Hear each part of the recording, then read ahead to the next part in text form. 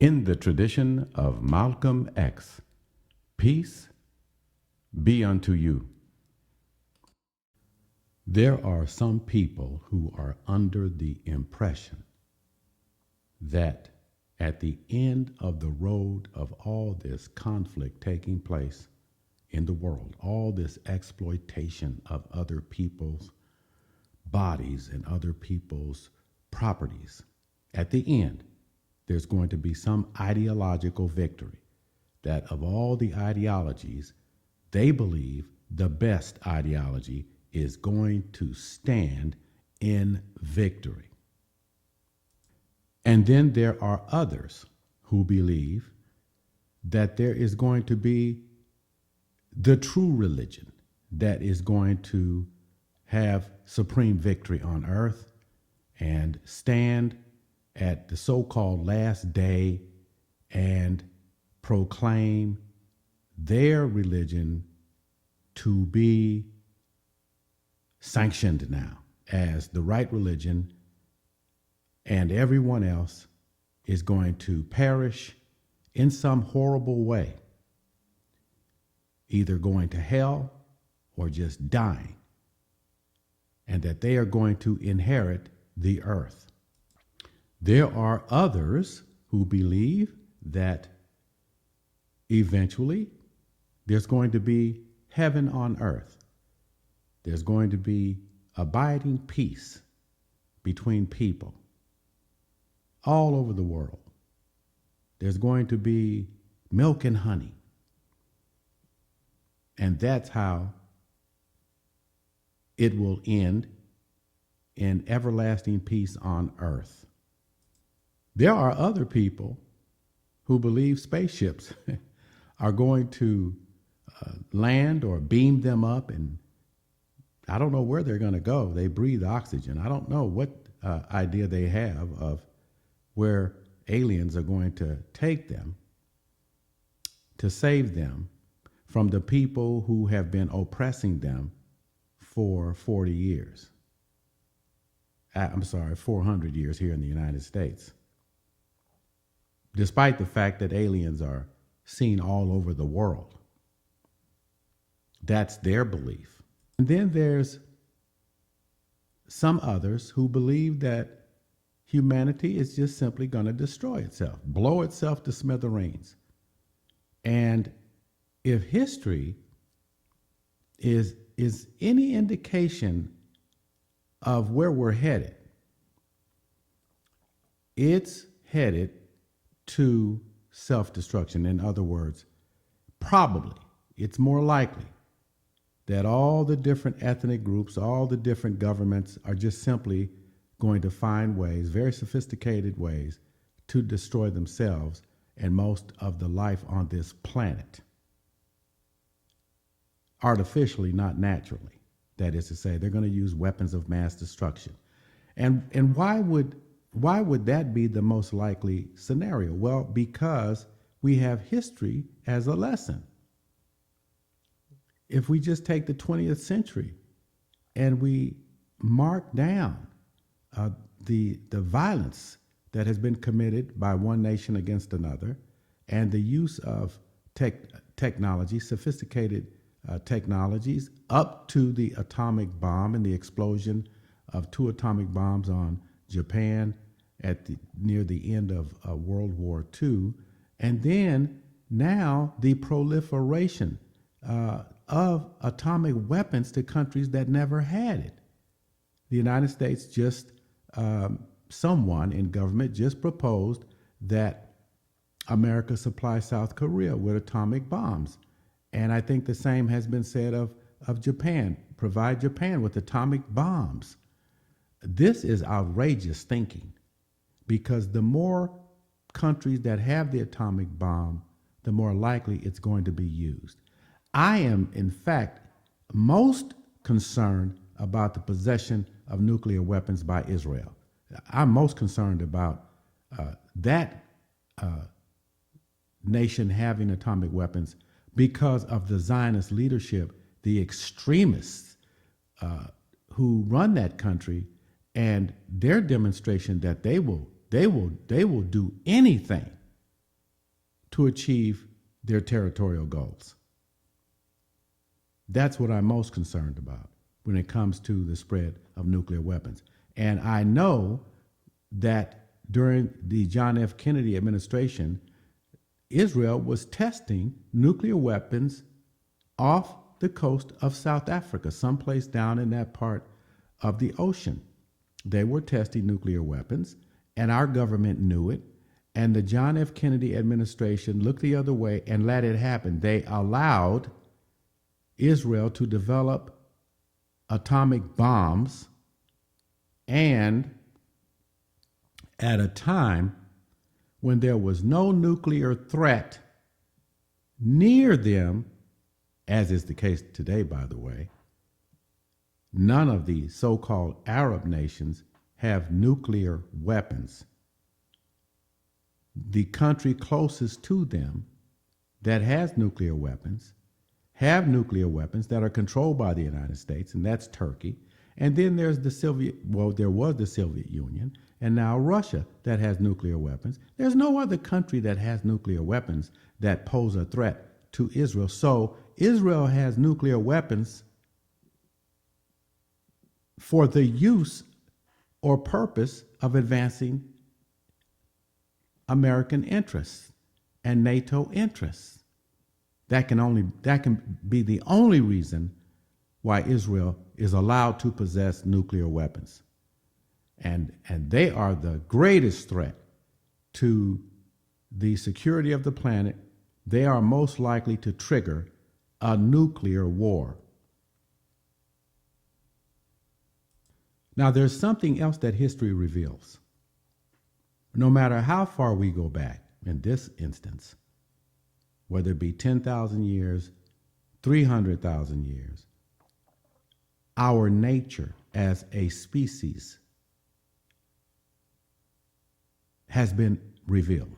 And all you have to do is take the time to look, and you'll see there's something very wrong with us when it comes to having peaceful relations with one another. And you can see how depravity erupts consistently through human history, human depravity.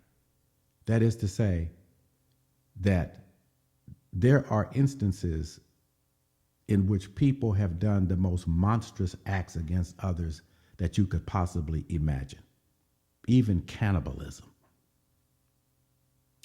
And so history reveals to us our nature if we dare to look.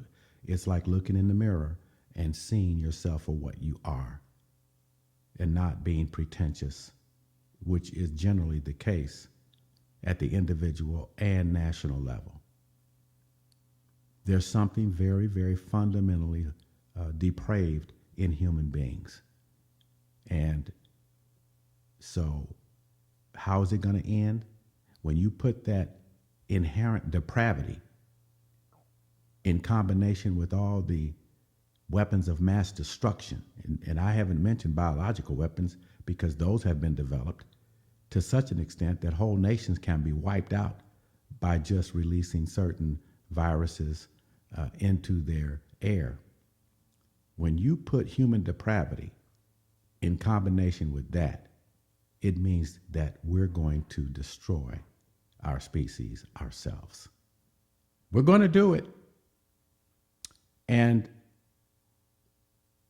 it's just part of what we deal with at an individual level and a collective level. You can see depravity in your individual life. You've met people who are just malicious and who will stop at nothing to take your money, take your house, destroy your family, and hurt other people and rob and murder. And so all of those behaviors has a cumulative effect on us as a whole society because we're all tinged by virtue of being in relation to others who are depraved or by being depraved. We're all tinged with this, and it doesn't take a genius to see where we are headed. Isn't the condition of our planet evidence of our depravity? Look what we've done to this planet. And when I was a social worker, I had to deal with people who were addicted to a variety of different drugs. All addiction for an addicted person is hell on earth. But I would say the most depraved drug addicts were crack addicts. The most depraved addicts that I have ever had to work with were crack addicts because they would do anything. I mean, just let your imagination roam. They would do anything, men and women, for crack. So when you see what we've done to ourselves and what we've done to this planet, I mean the whole planet, we've accelerated environmental changes that we cannot stop. We will never have the technology to reverse changes that are taking place because we've crossed the tipping points on many levels. We have no technology and will not have technology to reverse that any more than we can reverse the depravity of our nature on this earth. And so that's what some people believe the earth is going to end like, from one end of the extreme to the other. What you might want to do when you can is get an audible version of The Time Machine. Better that you read it. And you don't have to read the whole book to get this point. Go to the very last chapter and it gives a description of the planet that the time traveler witnesses.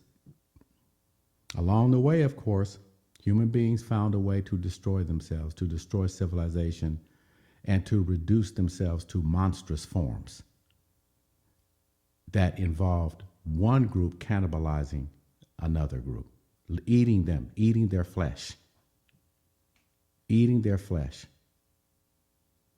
And we're not that far from that condition, because when you kill babies and indiscriminately, when you bomb civilians who don't know what's going on, that's a kind of cannibalism. You're feeding on their misery to satisfy your anger and your need for quote unquote vengeance, and your need to take their stuff, to steal what they have from them. So you think about it. Check out The Time Machine. In fact, you can see one of the movies, but the movies do not take you to the last chapter. For some reason, they refuse to go there. But so you're going to have to read that book to get that information, or to hear it read to you on Audible, so that you understand there is no solution to the human problem. And you can go to Mars. Some people out here, oh, we'll go to Mars. Come on, please.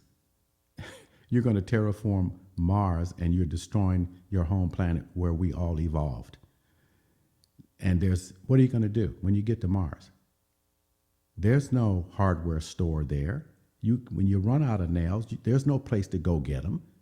You're not going to go to Mars and start mining for iron and exploiting all the minerals there, because it has a completely different atmosphere, completely different. And we don't know what micro life forms live under the surface of Mars that will eat us alive.